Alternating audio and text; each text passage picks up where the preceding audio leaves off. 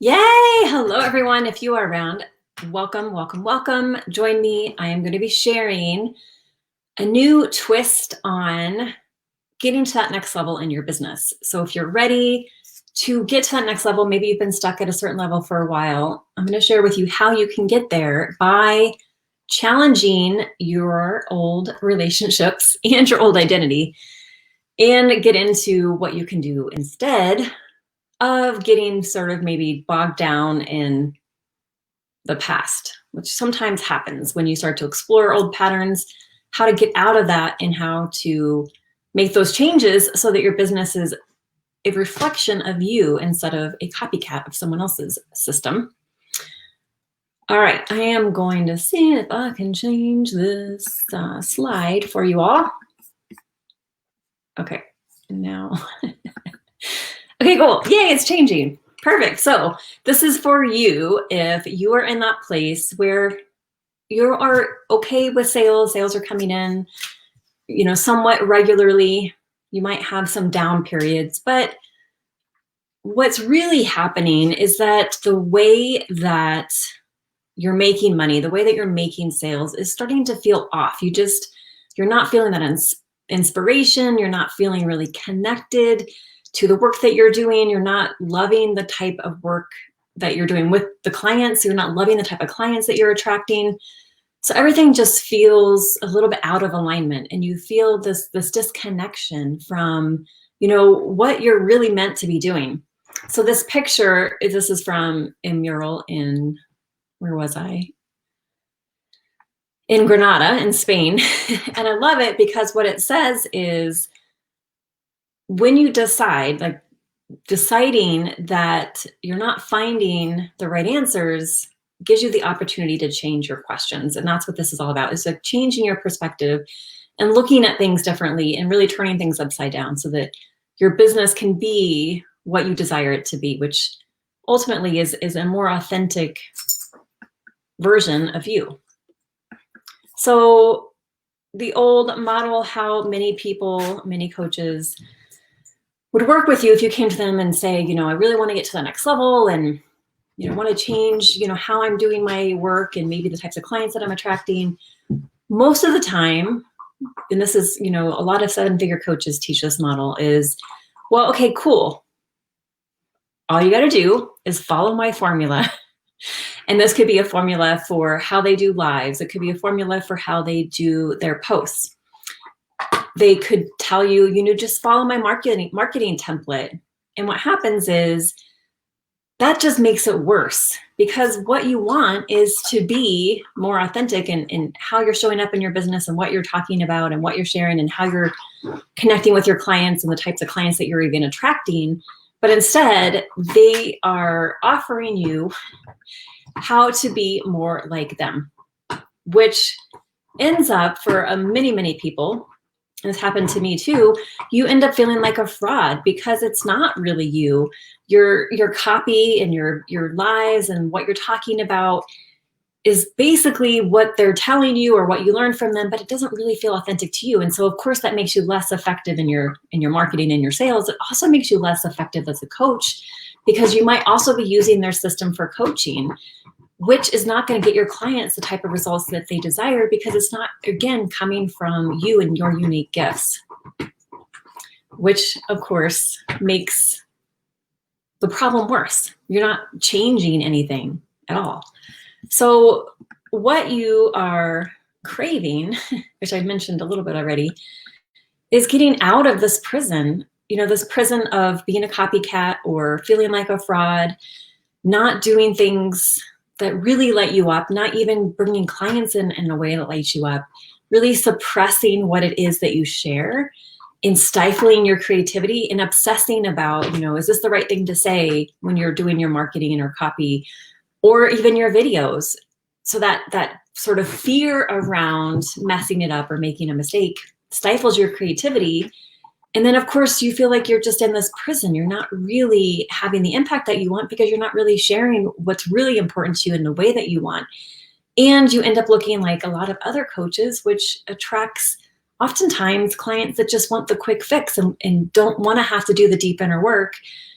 and just do want to follow someone else's formula, which won't get them lasting results, because the shortcut model doesn't work. And of course it works initially, but in the long run, it doesn't work. And of course, it's just a model for keeping you even more disconnected from your gifts and dissatisfied and still locked up in that prison. So what I want to share here, how to get out of the prison, is what this is all about. Because I am all about freedom. And freedom comes when you're willing to go deep, because where you are, if you're in this place where it feels like you're nervous about maybe sharing what you really think, and you feel like you have to have all the right things and say the right things and have your copy be perfect, this is coming from a past model of how the world works. And that's what this is all about, is changing and challenging that old identity that felt like it wasn't safe to share what you really wanted to share, to say what you really wanted to say, which ultimately means, it wasn't safe to be you. And how to get out of that, which is challenging that old identity and challenging those old relationships. So we're going to look at, sort of the dark side of psychology, because, there's a tendency when maybe you want to do some, look into your past and heal some of those past woundings, there's a tendency to get stuck there. And that is, unfortunately, a pretty traditional and more common model in therapy, which is why I went into coaching. Even though I have a background in psychology, I didn't want to go into therapy, because I did find, what I'll share with you, some of the dark side, which I didn't align with how I see the world and and what I know is possible for people. So I'm just going to change the slide. The dark side, and how this is not going to get you what you want.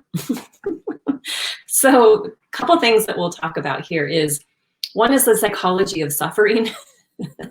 Very traditional, very common model, especially like the Puritan model of success, that you have to work hard, you have to suffer, and then maybe you can enjoy the benefits of your labor. And that is the idea that you can't have success without suffering. They have to be, they're connected. And if this is the model that you saw growing up, that you saw your parents or caregivers working, and even perhaps perpetuating that in conversations about the need to work hard and how, life is hard and then you die type mentality, then of course your brain picks up on, okay, this is what it takes to be safe, that I have to suffer in order to get what I want, which is, just a terrible way to live, unfortunately. But it actually is quite common. And so it's challenging that old model. And, one way to do this, of course, is to start to challenge those old stories and find examples of where that's not true, especially in your life, where you found examples where, no, actually, this came to me really easily. I didn't have to suffer for it. So it's being able to challenge that old pattern by showing that it's not true anymore. The other pattern that I see in psychology that I don't align with, and I am all about challenging and changing, is this ideology of oppression. And I saw this when I was working in the public schools, and it just makes my skin crawl, and I'm absolutely adamantly against it. And the ideology of oppression, what it does is it sees everyone, or certain groups of people, I should be more specific, as victims, as helpless, as they need to, have handouts, they need to have lowered standards. And what that does is it perpetuates a cycle of helplessness, and it doesn't actually equip them to be successful. And how I saw this when I was working in the school system was teachers lowering their standards for behavior, for success, as far as like what's required to get an A, what that looks like. And, really not seeing beyond what they had thought was possible for that student. So instead of seeing, like I talked about this a little bit in my post yesterday, instead of seeing that these students are absolutely 100% capable of defying the odds of their upbringing, whether that's their I have worked with a lot of new immigrant students whose first language wasn't English. I worked with a lot of students whose families were involved in gangs and drugs. A lot of students who, came from, single parent households. A lot of students that were dealing with a lot of food insecurity and resource insecurity and just emotional insecurity in the home. And instead of saying, oh, that's just, I better lower my standards for them, and that's just I'm gonna make that story true for them. My belief and what I did with these students was I'm like, that is not who you are. That might be what you're experiencing now, but I see and I know there's so much more available to you. And that's how I taught. I taught them from that place of, let's find what you are amazing at, what you're interested in, and let's even look beyond what you thought was possible.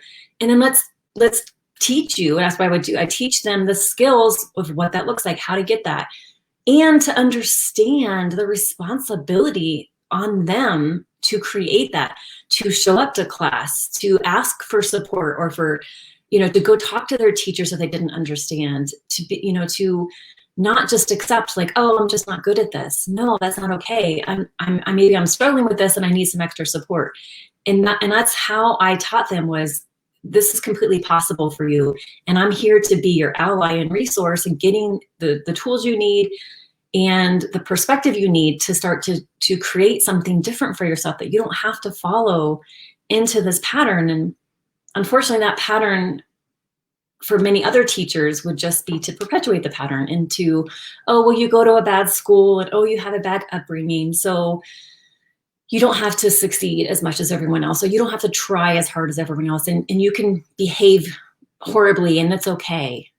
And that doesn't empower them to succeed. It empowers them to feel more helpless and feel like, well, that kind of sucks that I have lowered standards. I must not be very smart. So it's really challenging the old mentality and knowing the human spirit is incredibly amazing. And we have many, many examples of people overcoming horrific upbringings, horrific circumstances, and holding that as what is possible, not only for, everyone you come into contact with, but of course with, for your clients. But it's getting out of the attachment to the past, which is what with these students, I was like, no, that's done. Let's, use that, because of course it taught you resiliency. It taught you, incredible independence and resourcefulness. And let's build on that to create something new. Because what happens if you don't challenge that identity is that your identity becomes a victim, and you become the problem, you become the odds. And if that's your identity, and you start to question, well, who am I without this identity? So it doesn't actually lead to solutions. It doesn't lead to anything changing. And so it's really letting that old identity go, seeing how it shaped you and how it can be used to propel you forward. So that's my 2 cents, 5 cents, 12 cents. If you are interested in some resources around this, two of my favorite books that I read on and off and have read, but will continue to use as resources, is A Nation of Victims by Charles Sykes, and The Codependency Conspiracy, how the psychology of codependency keeps people codependent. And that's actually not helpful. So even though I love psychology and I'm fascinated by human behavior, it's important to see the dark side and the limitations of it, and how it can get people stuck in a story that no longer serves them.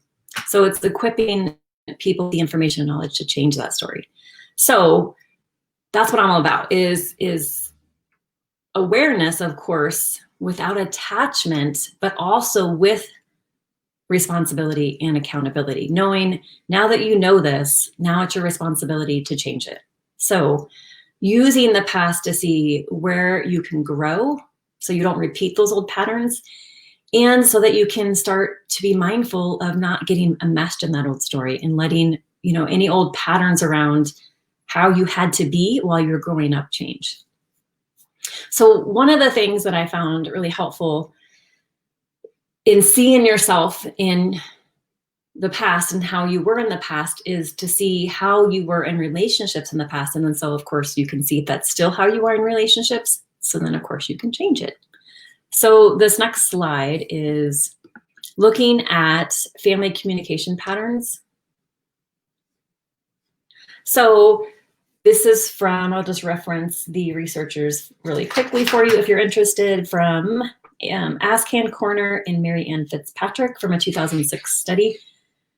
So with all families, they found different orientations of how families interact.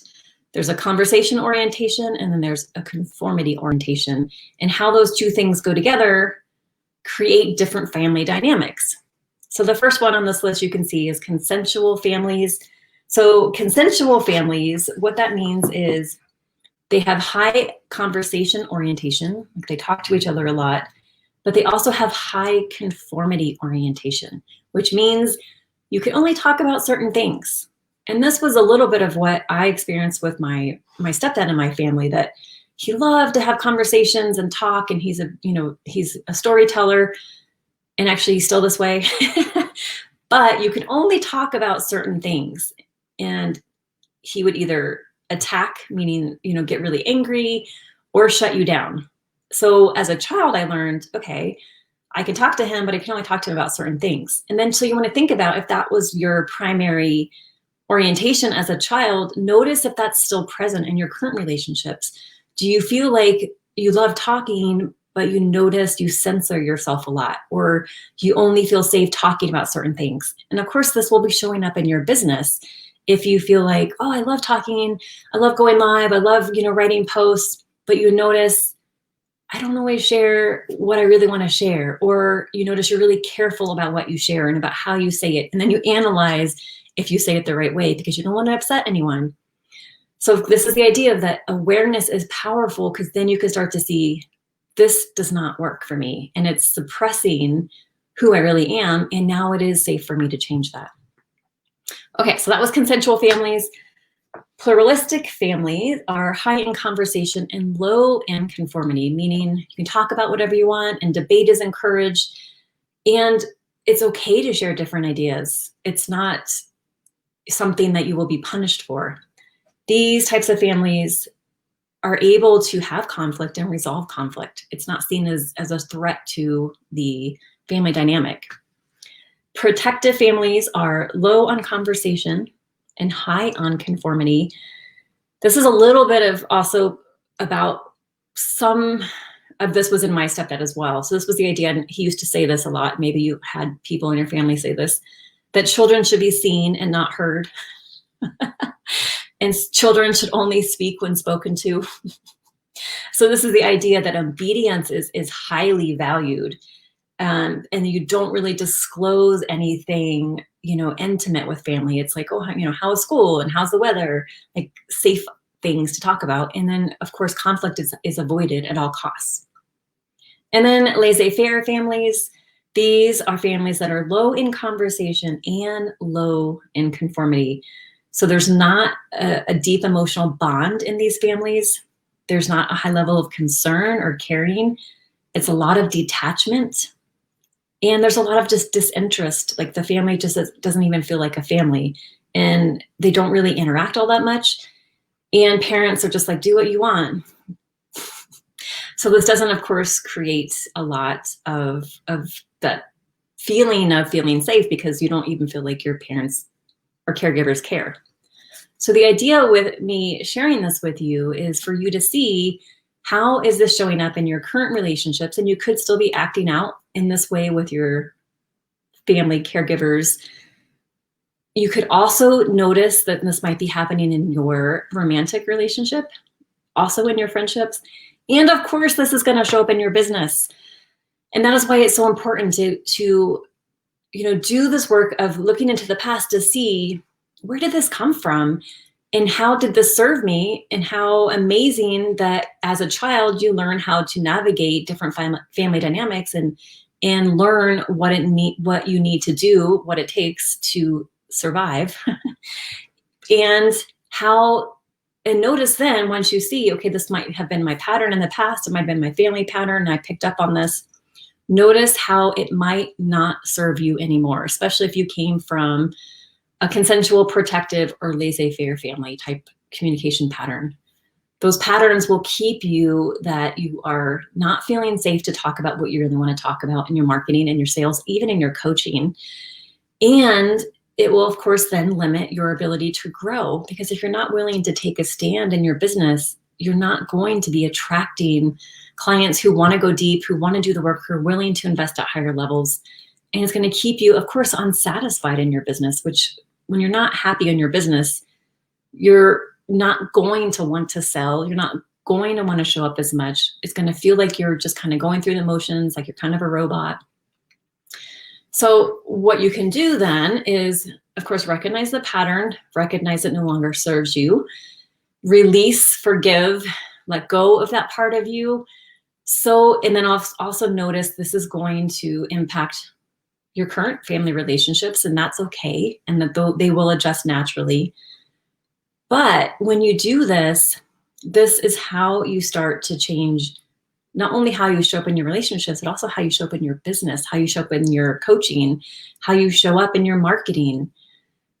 So why this matters so much to me, why I'm so passionate about this. I mean, I've been living in this world of, psychology, communication, relationships, all of this, exploring, addiction and codependency and, how people change for years, over 20 years, probably close to 30 years now. And like I mentioned, why I didn't want to go into, getting a master's in psychology and instead pursued a master's in communication and then a coaching certification was that I saw the danger of becoming attached to the past and really that story and being that past part of you, instead of knowing that no longer needs to be the driving behavior anymore, the driving, pattern anymore. And letting go of that is how people change, of course, because people do change. So when you work with me, how we work on this is that we look at, based on how you share what's going on in your business, how you perceive yourself in your business, where you're not allowing yourself to express what you really want, where it might not feel safe. And this, of course, not feeling safe comes from these past patterns in childhood. And when you have those past patterns in childhood, like I mentioned, you start to create a survival mechanism, which impacts how your brain is wired. And so when you think it's not safe to share what you want, to show up in a certain way, because you might be punished or you have to suffer in order first to be successful, then your subconscious is going to make sure that's what's happening, because it's not going to feel safe because you haven't done the work to rewire the brain and break that pattern.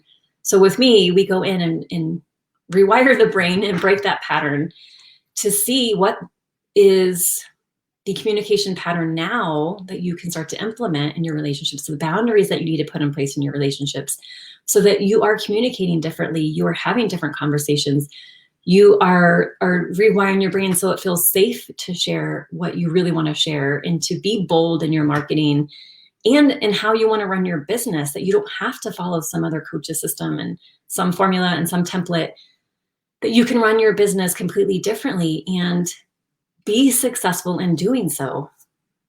And when you start to show up differently in your business, you feel more in integrity with yourself and who you're meant to be, the leader you're meant to be in your business, because you're not suppressing any parts of you anymore. And you're not letting that wounded part of you determine your actions, because you're rewiring your brain to see it's safe to express who you really are. And through that, you are learning how to source your identity, not from the past, not from anything outside of you, not from anything that happened to you, but instead from your unique gifts, which often are shaped from that past. And so with me, I help you become aware of where those gifts come from, how they shape how you see the world, how they shape how you guide your clients. And when you start to notice and really own those gifts, then you start to see you can speak with authority about your work. You stop comparing yourself, because there is no comparison. No one has had the exact same experiences as you or navigated those experiences in the way that you did, nor see the world as you do, nor develop their process based on those past woundings, which impacted their gifts, which impacted their perspective. So it's really learning how to, of course, rewire your brain to even challenge those old stories, those old patterns, those old relationships, that old identity, and see, where were the distortions in that? Meaning it was okay then, perhaps. It probably still wasn't okay then. But as a child, sometimes you're limited as far as actions you can take, because not always can you, go support yourself. But also seeing that you're no longer in that situation, and it is safe for you to challenge those old beliefs and to challenge those old relationships, to challenge that old style of operating and thinking and communicating, so that you are wiring your brain for growth. Instead of stifling your creativity, you're activating higher levels of creativity. And your identity is coming from your gifts. So you're emphasizing, what you're proud of about yourself and who you are and where you're going, versus your identity and emphasizing, what was the past and some of the, non-savory experiences from the past. And when you do this, that's when you start to make different decisions. You start to show up differently in your relationships and in your marketing, in your sales, in your coaching. And of course, you start attracting different clients, because clients are tired of seeing the same thing over and over and over. All the coaches saying the same thing in their marketing. They want someone who's willing to take a stand, to be bold, to be different, because those are the types of clients that also want to be bold and be different. So then, of course, you're attracting people who will end up, wanting to invest at a higher level, wanting to work with you for long term. So not only are you getting to that next level in your business, you're doing it in a way that is connected to your gifts, which is so much more enjoyable and sustainable and fulfilling, and really connected to really why you're here. And there's nothing better than that, honestly. So kind of skipped the slide. So again, it's releasing the past, breaking those old patterns, having different conversations, creating different boundaries, and really accessing and sourcing your gifts for your identity. So this last slide is, I kind of touched on this. This is my model of change and my process that I help my clients through. So the heart of all of this is sales. And of course, sales is dependent on communication, relationships, and perception. And then how we get to them is through looking at how you see yourself, how that impacts your relationships, how that impacts your communication, how that also then impacts your perception, and how we can start to adjust all of those to adjust sales. So your sales are a reflection of who you really are and who you're meant to be and who you're meant to serve and how you're meant to serve them, which is unique and specific to you and needed desperately.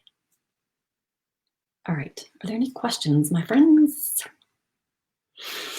All right, so if you are ready to put 2020 behind and all those old patterns and ways of operating and believing and communicating and interacting with, in your relationships, and really, step forward into who you're meant to be in your business, and start, 2021 on top, like leading the charge, taking a stand, being bold, and feeling like you're on top, like you're expressing what's really important to you in a way that isn't, making anyone wrong. It's just allowing yourself to see that you can voice your opinion in a bold way, and knowing you're not going to be attracting people that are triggered by it. Those people will just automatically go away, that's fine. You want to be attracting people that are drawn to that edginess that you're being able to express in your business. So book a call with me, because it is time. I mean, it's the end of a most interesting, challenging year and the beginning of a new dawn, honestly. And if you're ready to step into this new year, all of you bold and loud and outspoken and confident in working with the types of people that you just light you up and give you energy and allowing you to be the leader that you're meant to be. It's time for you and I to work together. End of story. Got it? All right. All right. I look forward to hearing from you, and enjoy this amazing day. And let's, put 2020 to bed and start jumping up and down and creating an incredible 2021. All right. Talk to you soon. Bye.